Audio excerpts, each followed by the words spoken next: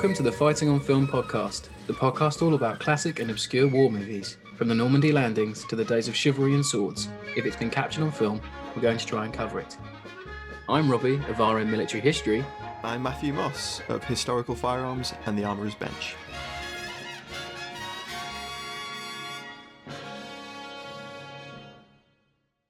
Hello and welcome back to Fighting on Film. Now, people have been asking a long time for sci-fi films, foreign language films. So what we've decided to do is this week we're focusing on a very obscure French army training film. It's just so us. It's Motorized Combat in Localities.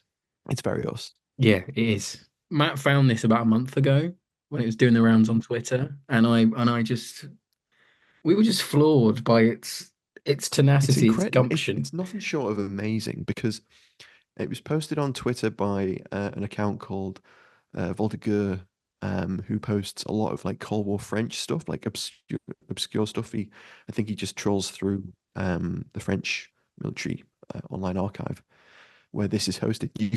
You can freely watch this 20-minute masterpiece right now on the internet for nothing. It's kind of like if you've ever used the Imperial War Museum, it's kind of like that, or if you've ever used like It's the same deal. UK defense imagery or DVIDs in America, it's all that kind of thing. It's like past and present military visual materials all put in one place. Rob will talk more about the organization that kind of like made the film and then kind of now curates this website. It's like French defense images or some such. Yeah. We'll link to this. Yes. And before we begin, if Matt sounds different in the edit, it's because he's moved house. So this is a dry run. Echoey room. Yes, and he has a cold. Bless him. None of my copious leather-bound books are in the background. Well, now he's moved. I'm not looking at a copy of Downfall that has been behind him for the last 4 years, and it's thrown me this week. Downfall, Bridget Ryan-Megan. Yep. Steel Bayonet, and normally what is like directly behind, and a replica D tin that I was going to make into a drip. Oh my god! Screwy drip. Yeah. And his X-Files poster's not behind him. And for years, I thought he was some sort of alien truther. I didn't know it was from the X-Files because I'd never seen it. And you never felt you could ask. No. So I thought it might ruin the relationship, like you were some kind of mad kook.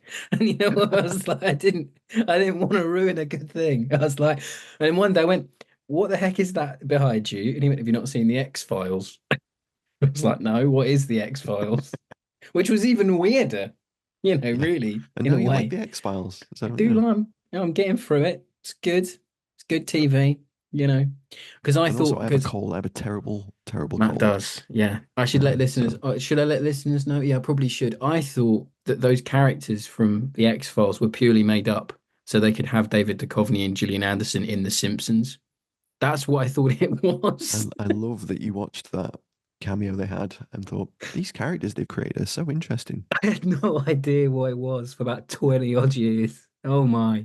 What a way to start the episode. So I really should explain who made this amazing movie.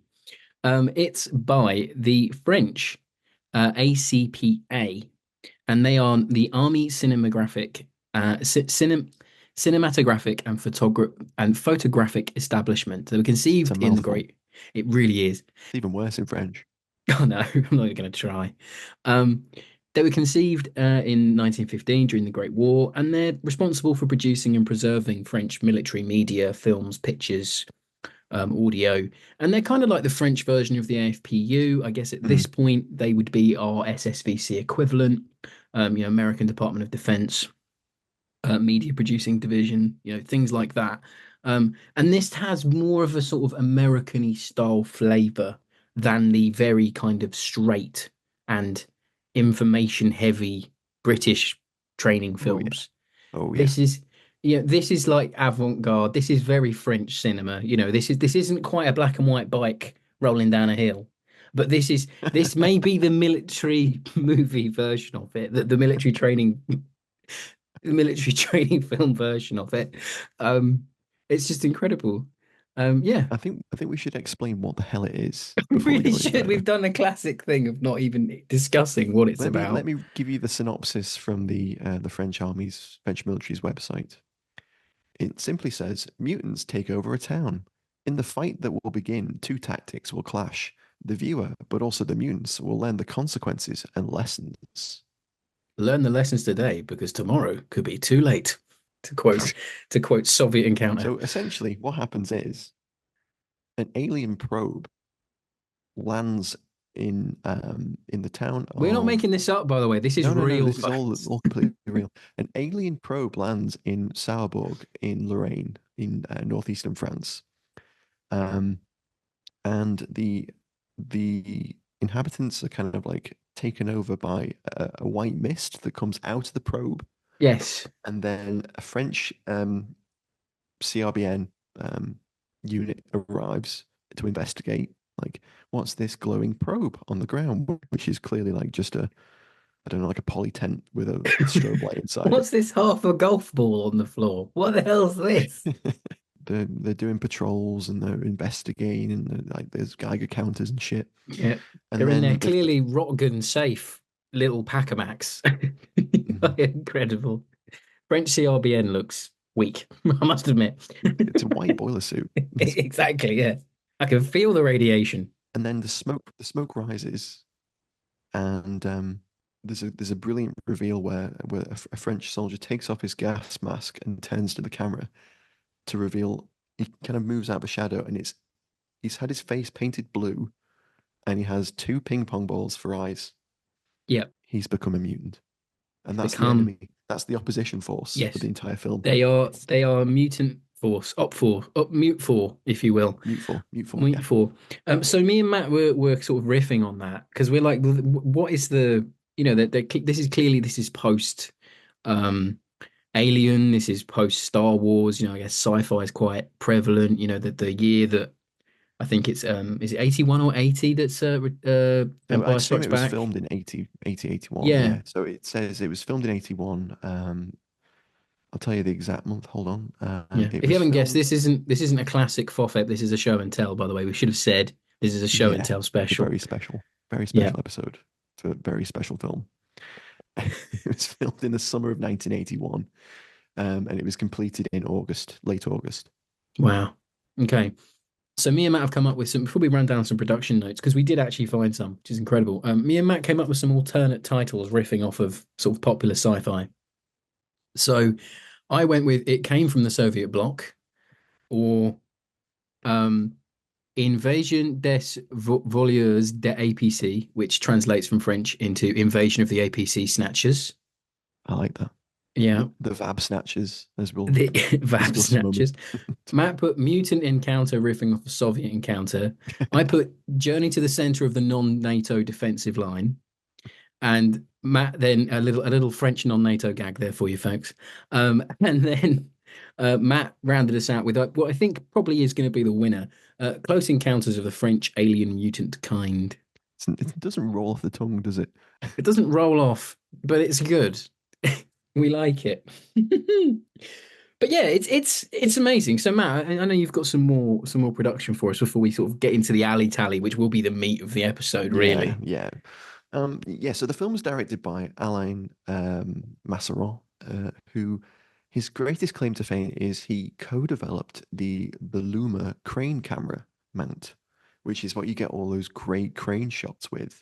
It's a non-electronic kind of remotely controlled camera, which if you've seen a crane cam, it's probably a Luma at this point. Yes. So the Luma dates back to the 70s where Masseron and Jean-Marie Labellot developed the basic idea while they were filming inside a French submarine during their national service with the French army.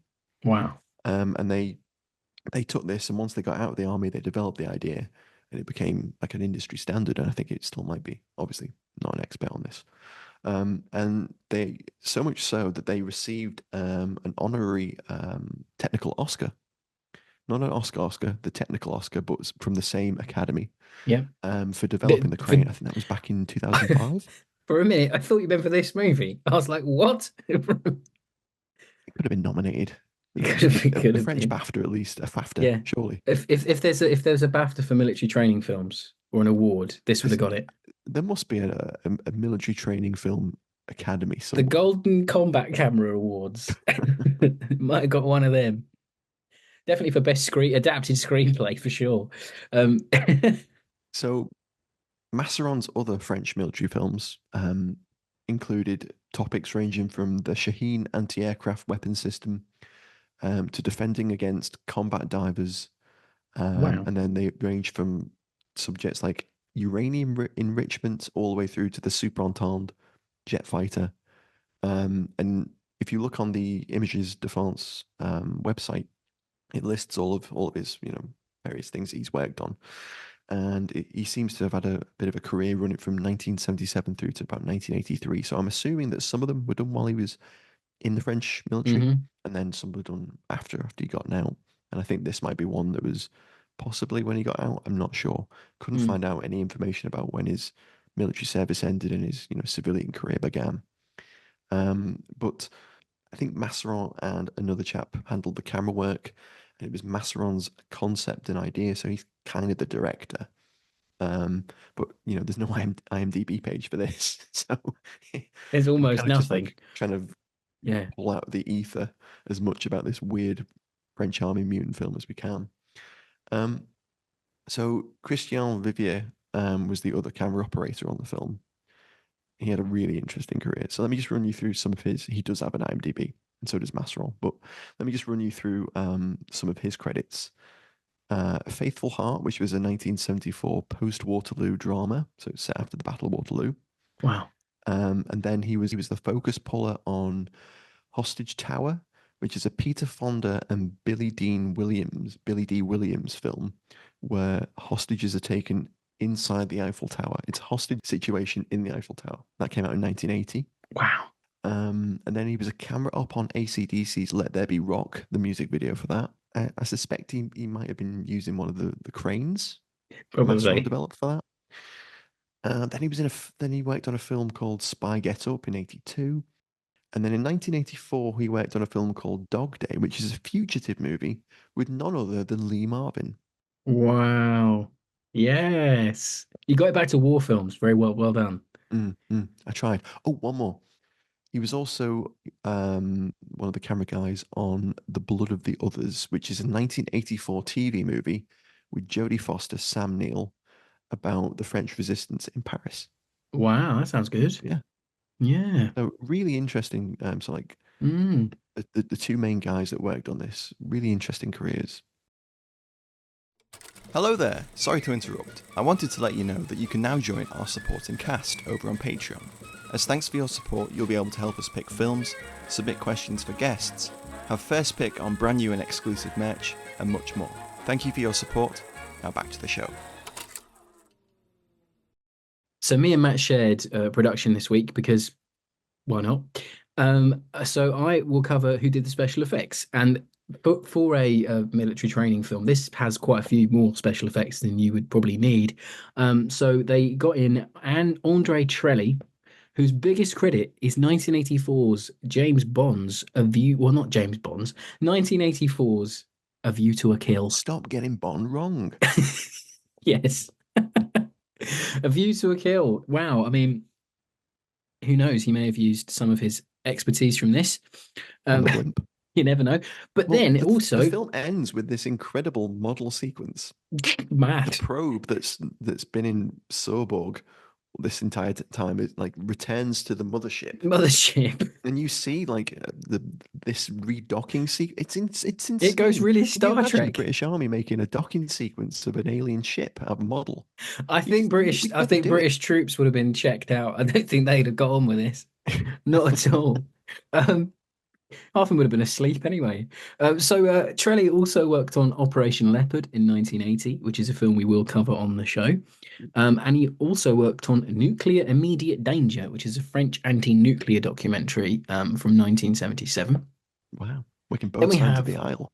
yeah, exactly, yeah. I'm playing both sides, so we always come out on top. Serge Franklin did the soundtrack. He's a composer. He also worked on Operation Leopard in 1980, and he also worked on because it's a very sort of French heavy back catalogue, but he worked on four made for TV movies of The Saint, all made in 1989. Wow, He worked on The Brazilian Connection, The Blue Delac, The Software Murders, and The Big Bang. Just thought I'd get them in there that's great. because it's kind of like a Roger Moore harkening back to Trelly's work because obviously Moore was the Saint on TV in the 50s, was it? So I kind of I reached a bit, but I No, thought I'd no, kind that of works. keep it That in totally there. works. Um, yeah, and that is kind of the production. There's not much else. I mean, obviously the cast is the 10th Motorized Infantry, Mm.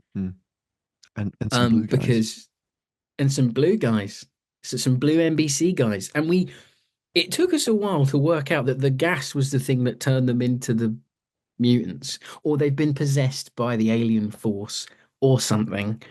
Because translating this was a heck of a chore. Because sometimes my Google Translate would pick up on the audio, sometimes it wouldn't. Um, I know what the man in the cellar says What does he say? to the French soldier when he puts his hand up. He says, "We stayed in the barn to stay alive." That's what he says. Oh, that's a bit of a disappointment. I thought he was like, I'm not a blue guy. It's clearly he's not a blue guy. I love the fact that none of the troops ever look at each other and go, what are they? What are we fighting?" Like they never think about Like, it. why are they blue and have got ping pong guys? Like, Why are they wearing our own soldiers' NBC why and have they all got Matt NC? 49s? No. It's absolutely wild. So I think to get into the meat of this one, it will be the alley tally followed by favorite moments rather than favorite scenes. It's time for Alley Tally on Fighting on Film. So the thing that drew us to this, strangely enough, wasn't the blue guys. I mean, it kind of was the blue guys. I mean, that's just insane. I think you tweeted it out Yeah. when I sent it to you Is on this the Blue Foth Man Group Gallows. before they got famous? Yeah, before they put the black turtlenecks on, Yeah. whatever it was. Well, assault in that French village didn't work. We better try something No, else. that's how the aliens they returned and infiltrated as a best-selling, well-written out musical group. Oh, deep lore in this one. Yeah, so the thing that kind of like drew us to this was the copious amount of French small Yeah, arms and light weapons.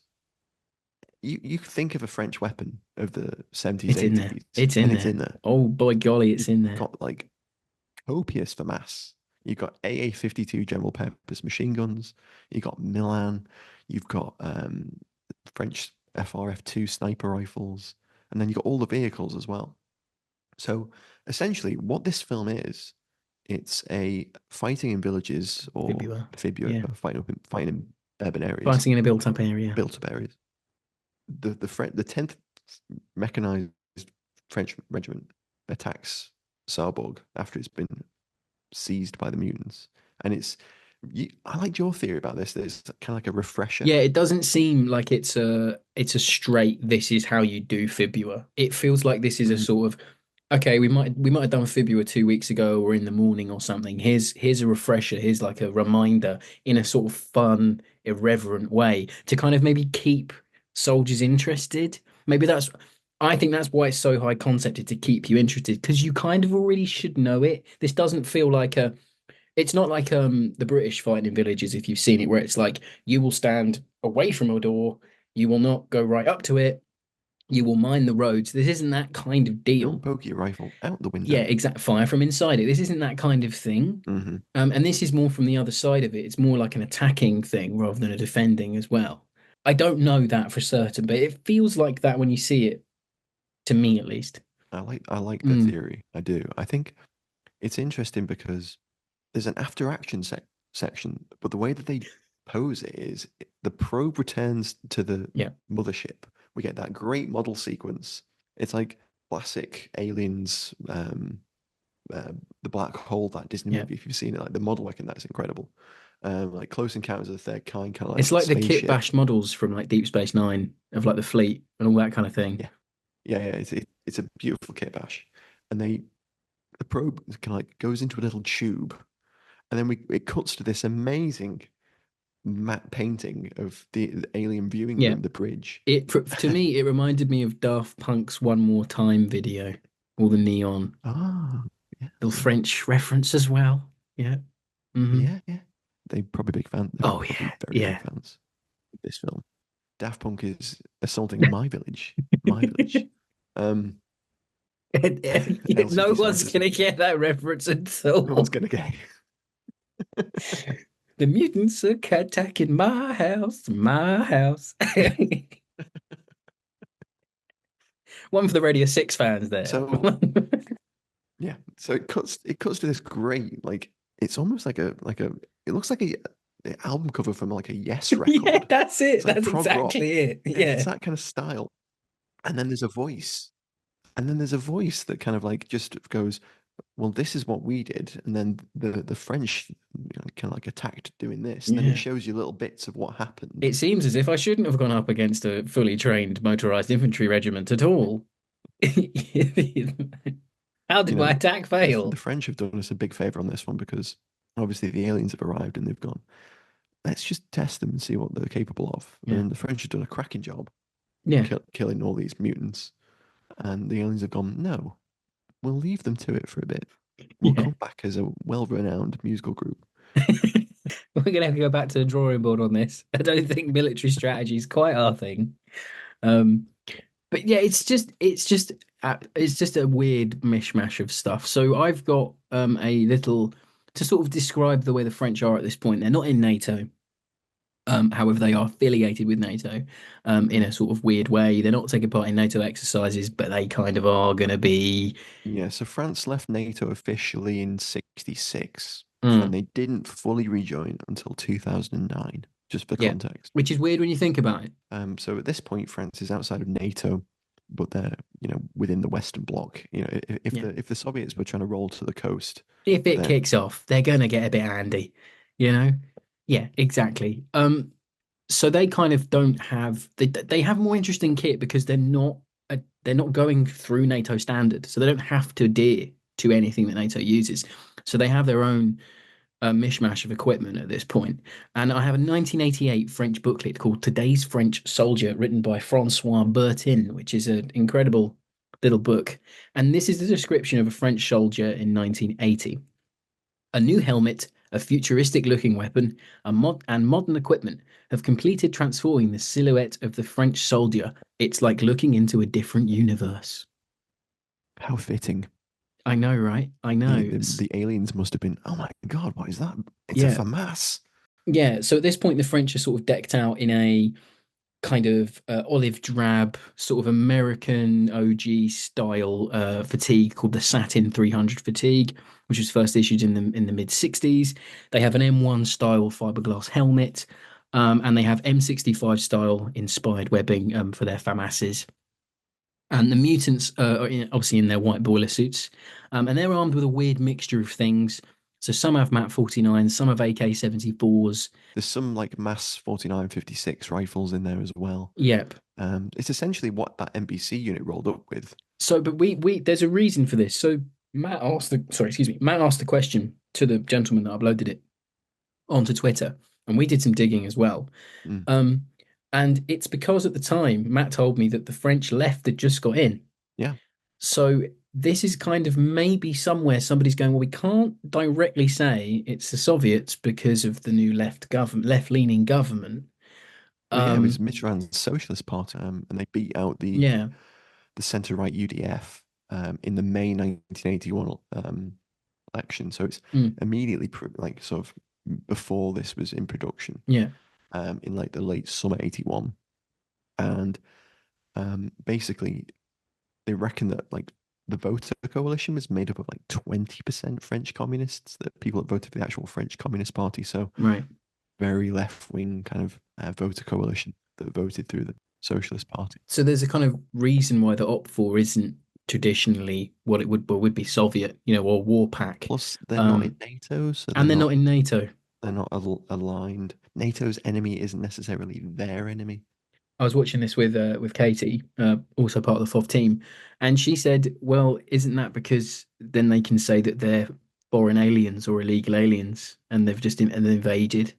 And I was like, "Well, that makes perfect sense." Mm. And it kind of future proofs it because we see a lot with these military training movies that we cover on the show. They're future proofed. So that's why in SSVC stuff in the mid 80s, even before the SE 80s fully adopted, you see troops running around with early versions of Yeah. them. So it future proofs it. And a film like this, with the kit that's in it, you could probably run this till the mid 90s and it would still work. You really could. You could pretty much run it now. The VAB is still in service. The AMX is just about out, obviously, because it's been replaced. Mm, And then I think the AMX 10Ps are still in service, but I'm not an expert in yeah, current French stuff. But the no. VAB's definitely still in service. Mm. So for me, my favorite thing this week, and we haven't seen one on the show for ages that I can actually talk about and know exactly what it is. It was absolutely lovely to see a French Hotchkiss Jeep in its full glory. So if you don't know what a Hotchkiss is, essentially it's a French version of a Willis Jeep from the Second World War. They're built in the 50s under license, used by the French Army from the 50s way up until 2000, when they were kind of gradually replaced by the Peugeot P7. Um, and a little tidbit, they absolutely flooded the military vehicle market in about 2005-ish, I think, if I remember rightly. Imagine owning one of those and it featured in Oh, amazing. this film. You've Imagine. got a piece of Yeah. history on the drive. I just think they're really cool. That it's just They are. They're really neat. bog standard Second World War looking Jeep, still going strong in the 80s. And I love to see them. They're great. Really, really fun to see. And when am I ever going to get to talk about one again? Just thought I'd mention Maybe it. when we do Leopard, maybe they'll be in Well, that. maybe there'll be one in that. Yeah, yeah. But it's a cracking little movie. There's MILANs in there, as you said. Yeah. Um, just everything's going on. I don't know what the French tanks. I can't remember. They're AMX 30s. AMX 30s. I think But they so, kind yeah. of look to me. They look. I'm looking. I'm skimming through my book here to try and find Mm. anything on them. But oh no, I can't read French, so there's not much point. Very much a Cold War tank. Yeah, definitely. Very Mm. Cold War tank. Yeah, yeah, yeah. I'm certainly one's probably popped up in Ukraine. Or if it hasn't, it will. Um, yeah. So yeah, I think that's kind of alley tally this week. Maybe we should talk about some of our favourite moments because I doubt a lot of the FOF fans would have seen this as well. So if you're sticking with us, folks, thank you. I'm gonna urge everyone now to go and find it. Like we'll post the Please, link. The link will we'll be on post our it again. website. You need to go and see this. Yeah.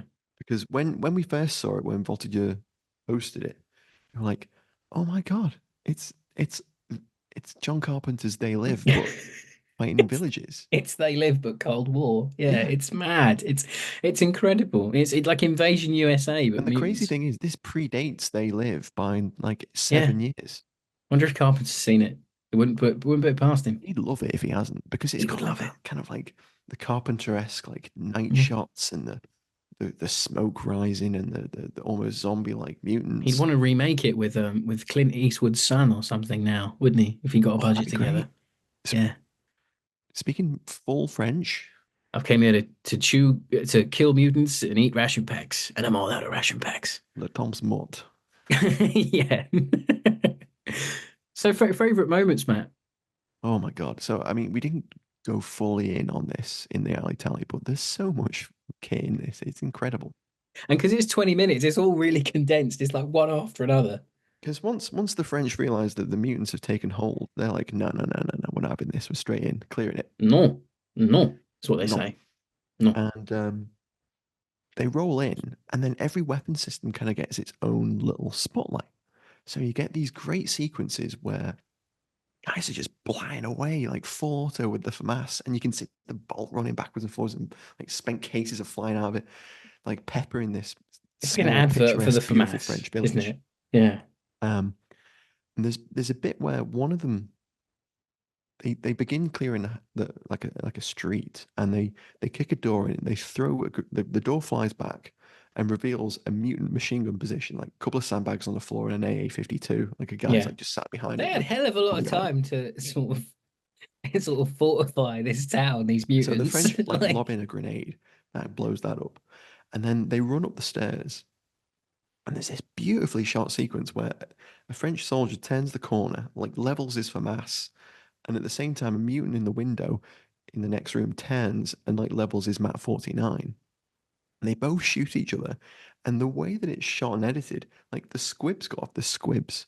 How many Yeah, training films have squibs? not many. It's great. The So there's like cinematography on this chest is squibs very going. high level. I really have to The say it. production values on this are It's very incredible. high. Yeah. Incredible. So they both shoot each other at the same time. The mutant goes out the window. The fella falls back down the stairs. It's just like, oh my god, like this is next level. Yeah. Like This is the it's you know, filmmaking. Oh it's film, it's feature quality. yeah. It Oh really no, it doesn't totally have to is. be. Yeah. For me, my one of my favorite one of my first favorite moments is just the reveal of the mutant when he comes out of the of the dark, because That sequence is so atmospheric. it really, really is well done.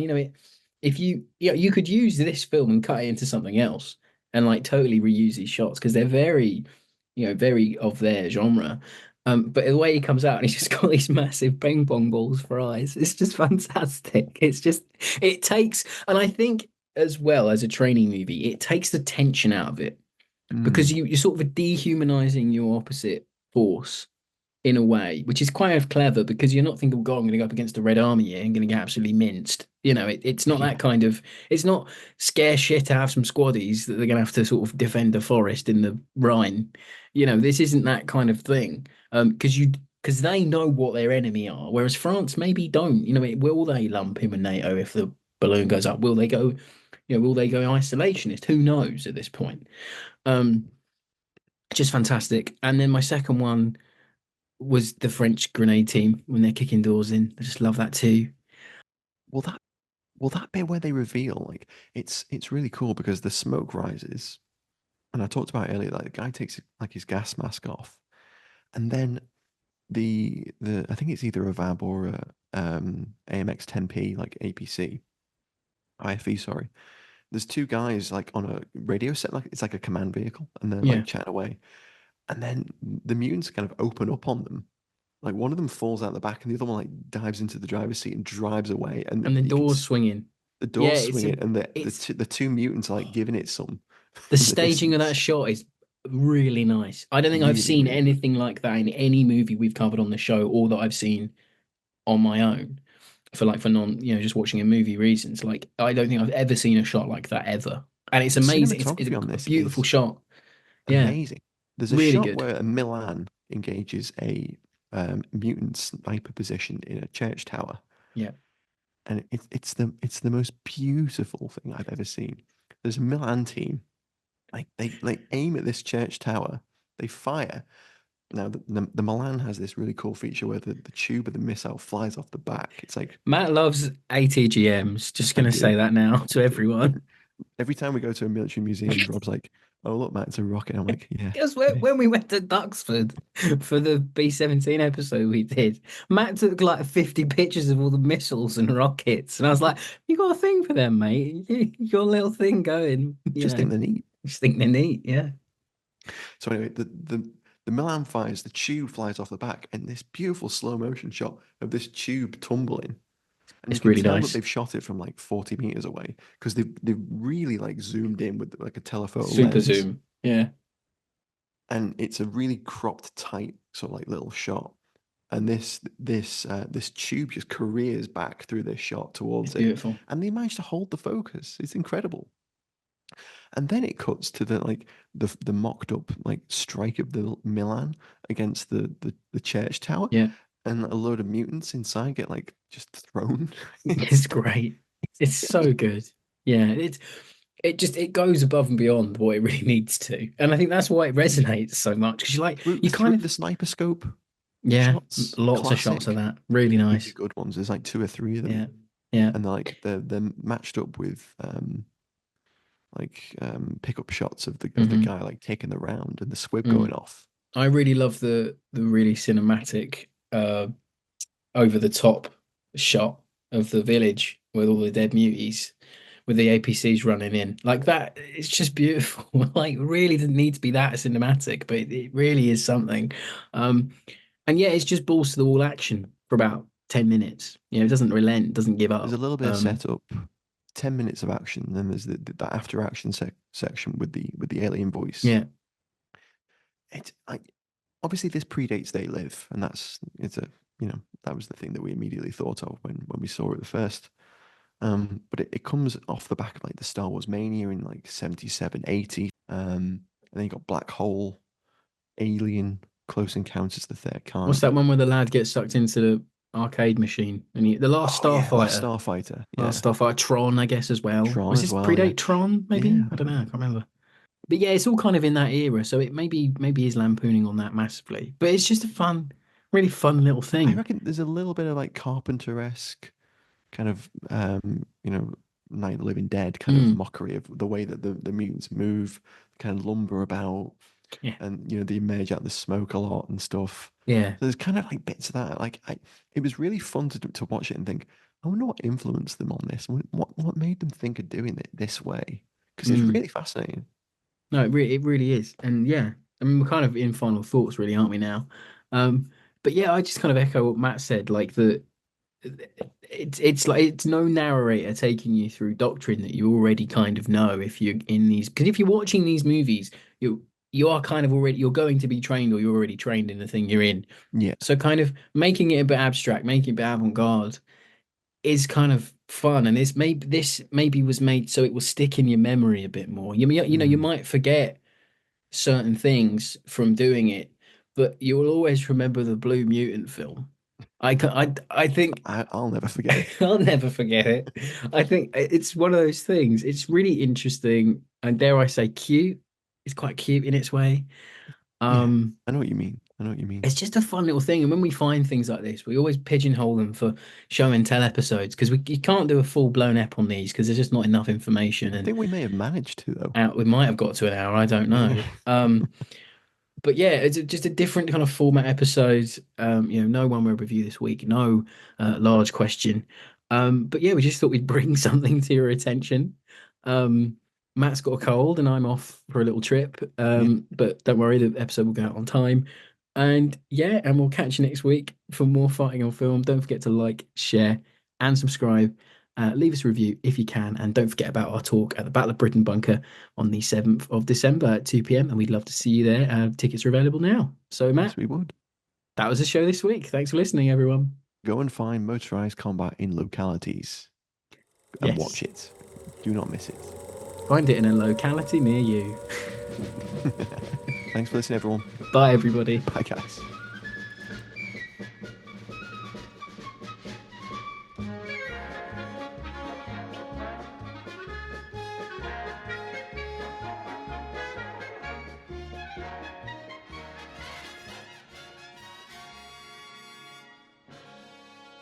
They came from the Warsaw Pact. Oh. They came from the probe. The probe, the probe.